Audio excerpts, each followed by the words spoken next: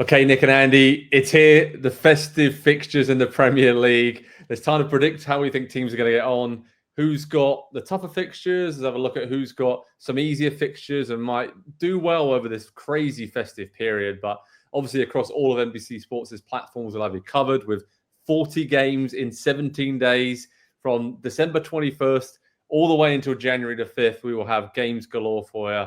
And Andy's already smiling. We're all smiling. We can't wait for this. Nick, when we look at some of the teams who might have the easiest schedule on paper, we know this season in the Premier League, perhaps unlike any other, has not been easy for most teams. Who will kind of dominate the holidays? Because there's a couple of teams I'm looking at towards the top of the table who have a chance here to really kick on and kind of cement their spot as title contenders, don't they? Yeah, absolutely. Not that it's an easy stretch, but it's not a hard stretch for Arsenal. That's where I'll start. I know they get Brentford on New Year's Day away, and Brentford are unbelievable at home this year. I don't know that I've ever seen disparity anything like who they are, but otherwise it's just bonkers. Terrible away, imperious at home. But anyways, that's a divergence. Arsenal get Everton and Palace, and it's just games you expect them to win, given what we expect from them. And if they are who they should be, and who I think even everyone in this room agrees they are, this virtual room, then Arsenal's really the team I'm looking at because, as we'll get to in a little bit, there are a few teams with tougher stretches. So this almost has to be an Arsenal time. It really does. I spoke to you and Tim about this a few weeks ago, Andy. He said, there's a lot of winnable games coming up. And he's like, oh, they're all winnable. And, yes, that is true.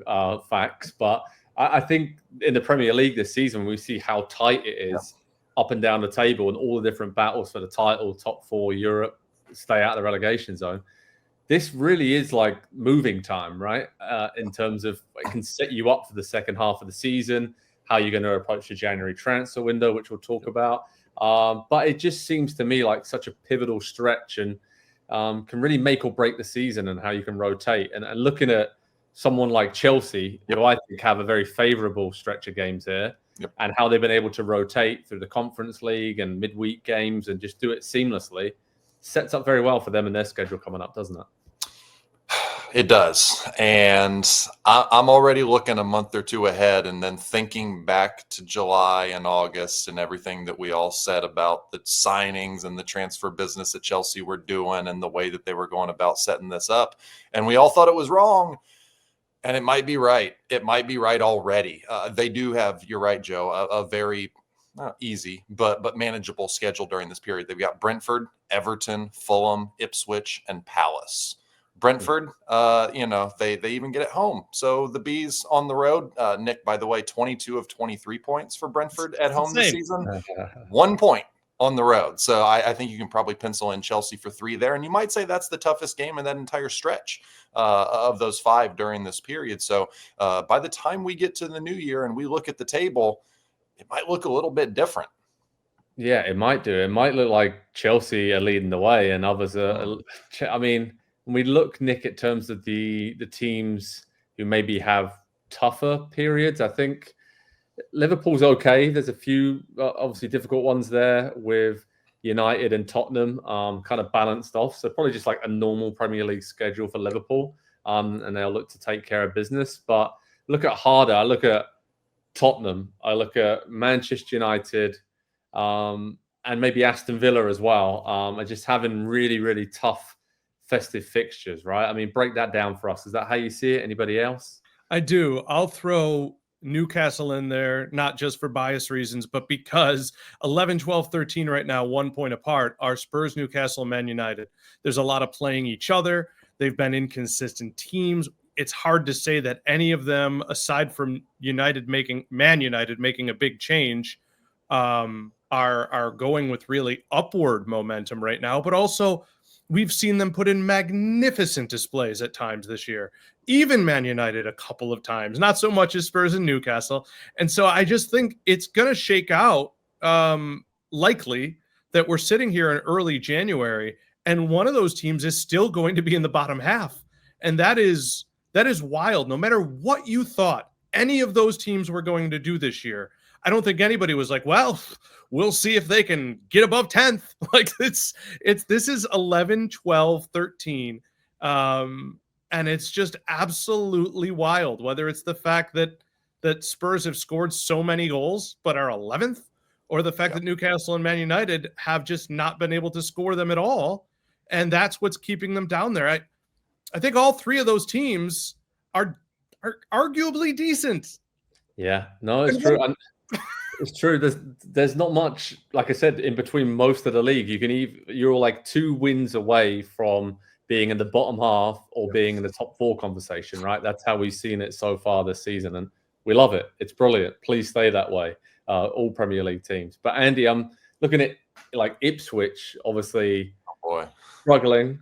But have you seen their fixtures over the festive period? I mean, that is brutal, isn't it? I mean, we've got Newcastle, Arsenal, Chelsea, and Fulham for Ipswich. Not ideal for them, considering they only got 1 win on the board so far. Yeah, to go back to something Nick said about Spurs scoring all the goals, let's talk about goal differential for a moment. If you sort the table by goal difference, it reads first team, second team, third team, 11th team, fourth team in that order. And that Spurs sitting there in 4th in goal difference, despite the fact, as Nick says, that they're 11th. So they've got not the easiest, not the hardest period during this time. I think if they can get some guys back from injury, they can maybe go on a little run. Another little one to highlight here that's not the easiest run of fixtures, City. It just doesn't get any better for them at the moment. They start with United, they go to Villa, they get Everton and Leicester kind of in the middle, and then West Ham. By that point, they could have a little bit of momentum. Who knows where City are going to be in their season? So I think we've all let the ship sail on the title for them this season. But at some point, we're going to have to figure out where they're going to finish in the table. Like that is, to me, one of the most interesting things about the Premier League this season now. Yeah, it's very true. And I think, on the flip side, how do we think the teams at the bottom, Nick, are going to do? Like it's kind of like now or never for some of those teams. Like, again, I'm from Southampton. I'm looking at their schedule. It's been rough this season, but there is an opportunity here for them. They actually have one of the easiest schedules on paper over the festive period. So am I clutching at straws there? Because all of a sudden you win one game, you could maybe just get a bit of momentum and, the vibes are good over the holiday period, but I'm looking at, some of the other teams down there, Wolves in particular, really need something to get going. But on the flip side, look at Bournemouth. They have an easier schedule as well, and they've been doing great. So it's almost like just up and down the league, there are really big, like I said, periods here, stretches of 4 games for teams to really decide which way their season's going to go. Right. It does feel like that when this stretch is over, depending on how the early part of the festive fixtures go for Wolves, that might be it for them. And it's kind of crazy. Anyone who would have watched way back so long ago, the West Ham game, the decisions that were made, my goodness, like they're the one goal away from a point here or there. And then they get Ipswich and Leicester, and then Man United, Spurs, Forest, Newcastle. It's one of those things where you have to decide, well, do we get our points here? Okay. Does this give us our best chance? If it doesn't, are we wasting a chance to, I don't know. This is where I think relegated teams, and I've been through this a couple times watching Newcastle over the years. Joe, unfortunately, you have. Andy has not had such an issue on, but prioritizing whether these are the games you're supposed to get the points, or are those the games where you're supposed to figure yourselves out? Yeah. And right now, I don't think any relegation zone team enters the festive fixtures with any chance to figure something out. You gotta get the points. Yeah, 100%. All right, guys. Look, simple question: at the end of all this, when it's done early January, who's sitting top of the Premier League table? Andy, I want to come to you first, mate. Nice and easy one. Who do you think is going to be top of the tree?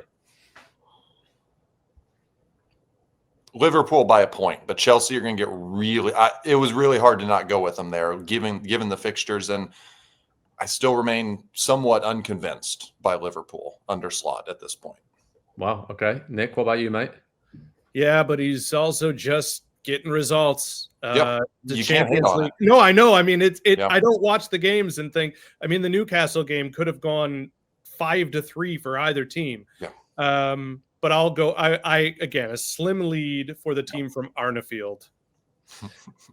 I'm going to go with Arsenal, actually. I can just see them like blowing through a lot of those wins, getting 2-3-0 wins and just ramping it up a little bit over the festive period. But again, we have to mention Liverpool obviously have the game in hand from the game postponed against Everton. So, that will even itself out. But I think the fact that we had, different teams there that we selected and it's going to be so tight is very exciting. So can't wait for the festive fixtures, lads. Everybody at home, head over to Pro Soccer Talk on NBCSports.com for all the latest how to watch information, analysis, previews, reaction videos. We'll have you covered throughout the festive season. Like I said, 40 games in 17 days. Bring it on. Hi there, I'm Rebecca Lowe, studio host of NBC's coverage of the Premier League. Don't forget to hit subscribe to watch more videos all season long. And if you want even more Premier League content from original series to live matches, head over to Peacock.